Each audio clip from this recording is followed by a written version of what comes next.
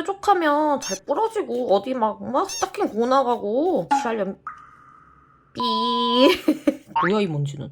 아 이렇게 되면 새로 해야 되잖아.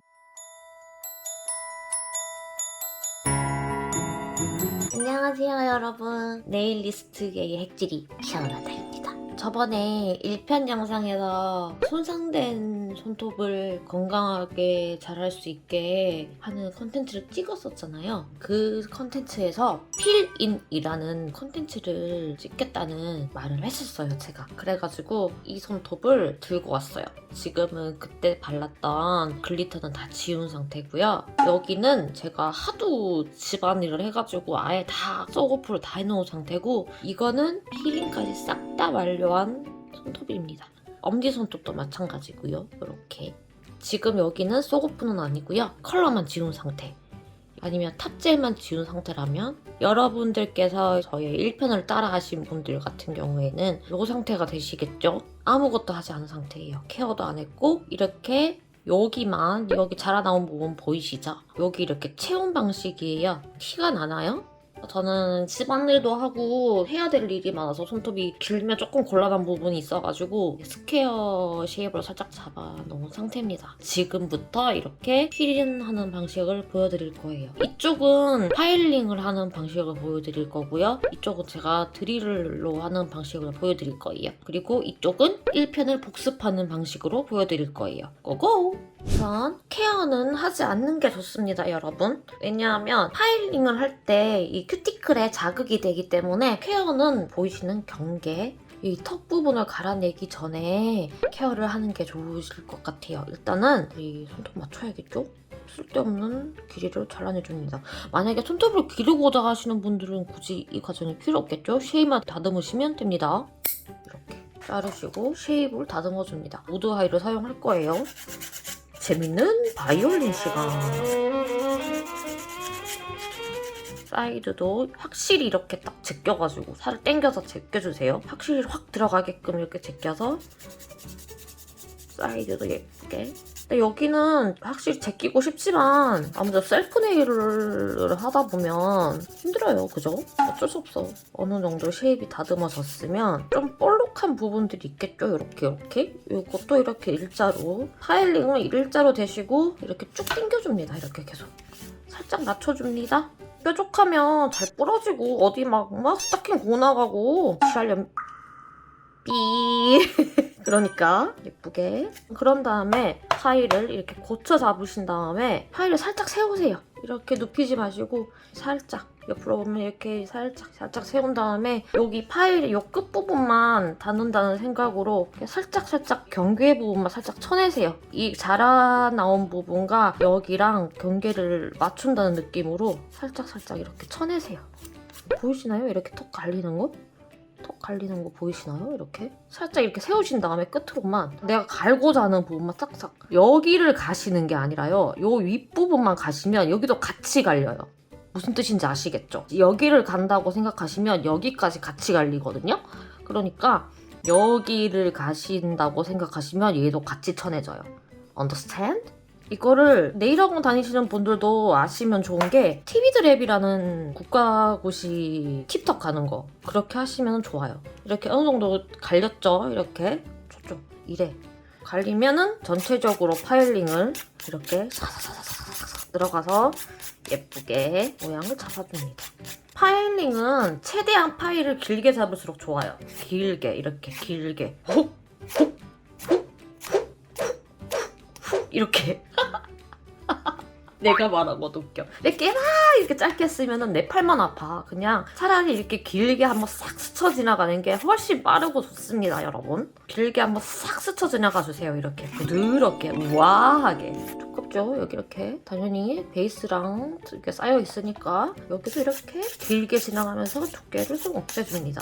왜냐하면 저희는 필링을 해야 되기 때문에 두께가 어느 정도 없어야겠죠 당연히. 이런 파일링의 과정이 있어야 되기 때문에 케어를 하기 전에 하라고 하는 거예요. 케어하고 난 후에 해버리면 이미 큐티클에 자극이 가 있는 상태이기 때문에 파일링 할 때 좀 많이 아프거든요. 그리고 중간중간 이렇게 보시면서 두께를 한번 보세요. 본인의 손톱의 두께를 보시고 이렇게 보시면서 여기 곡선도 한번 보시고 하이포인트라 그러죠. 이 능선도 한번 보시고 이 정도는 필인 했을 때 괜찮겠다 싶으시면 이제 화이트 샌딩 블럭으로 가볍게 커스럼이랑 제거를 해줍니다. 그런 다음에 물티슈 어디 갔죠?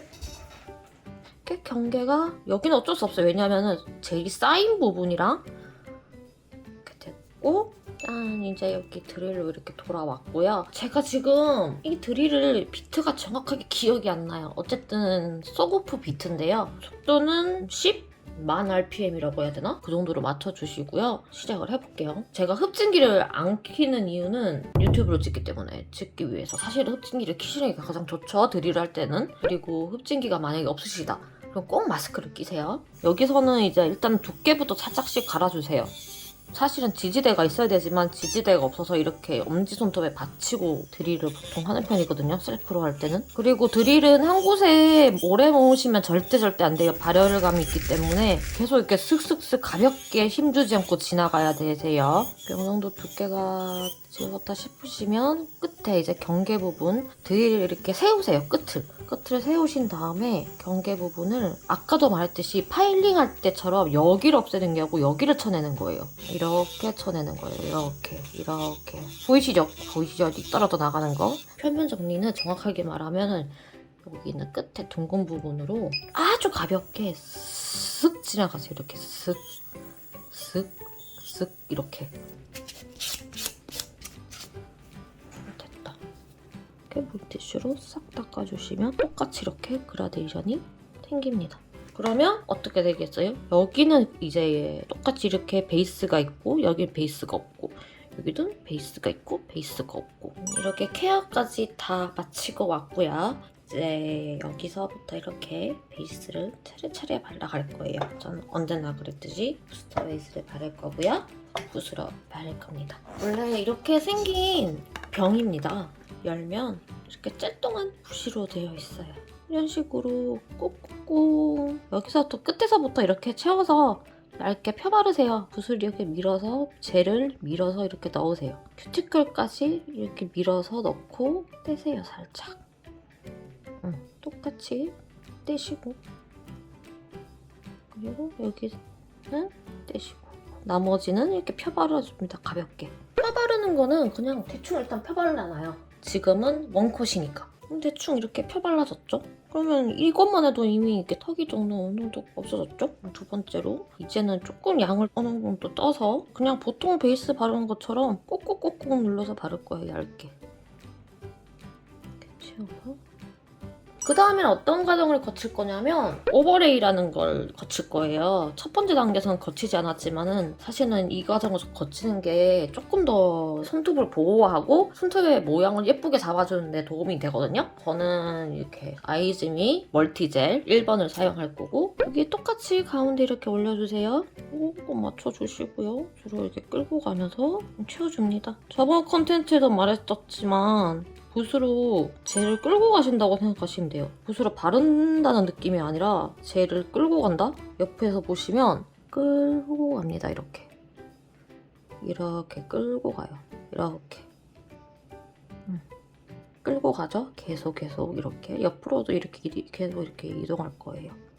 옆으로 들고 이렇게 이동하고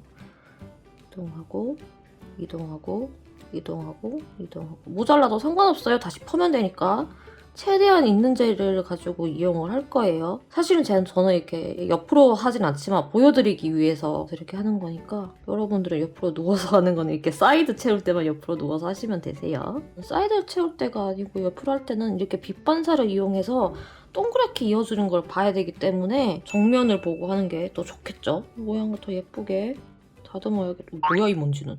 이렇게 되면 새로 해야 되잖아.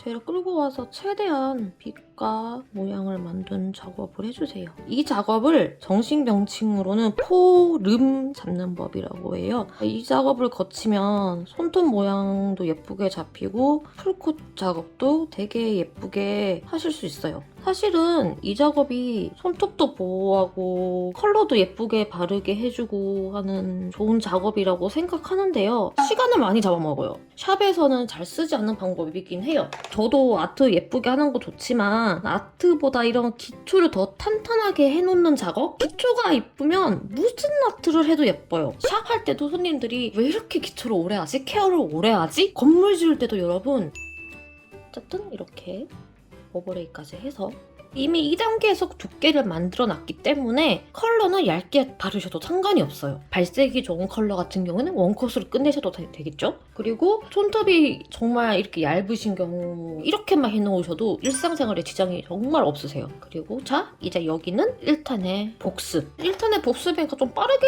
넘어가도 되겠죠? 꼭꼭꼭꼭꼭꼭꼭꼭 꼭꼭꼭꼭꼭꼭 큐티클러에 맞춰서 이렇게 쭉 막 눌러서 바르시면 단백질 성분이 안까지 이렇게 잘 스며들 수 있게 젤이 잘 붙어 있으라고 해줍니다. 이렇게 베이스 2번까지 바르고 나왔고요. 여기도 이제 제가 다시 한번 포름 오버레이 하는 거를 보여드릴 거예요. 보통은 샵에서 컬러를 하고 오버레이를 거치잖아요. 저는 반대예요. 베이스를 하고 오버레이를 하고 컬러를 하는 순서대로 항상 했거든요. 왜냐하면 물론 컬러 위에 오버레이 하는 것도 하나의 방법이지만 이게 조금 더 손톱에 보호가 되고 소급하기도 쉽고 베이스 젤을 필인하기에도 쉽고 손톱을 복구시키기도 더 쉬운 방법. 먼지가 왜 이렇게 많아?